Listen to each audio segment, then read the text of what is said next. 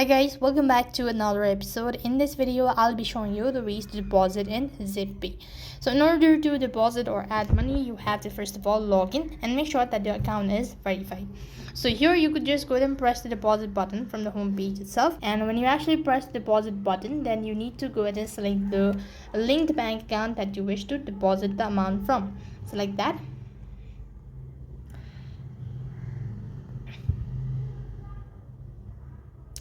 After you've done that, you need to enter the exact amount that you wish to deposit. So type in that and click on proceed to deposit.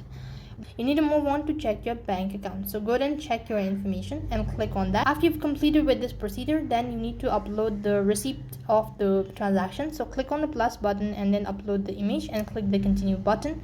And lastly, you have the summary filled where you have to go ahead and click on the done button if you've successfully deposited the amount. So that is how you can deposit in Zebpay account.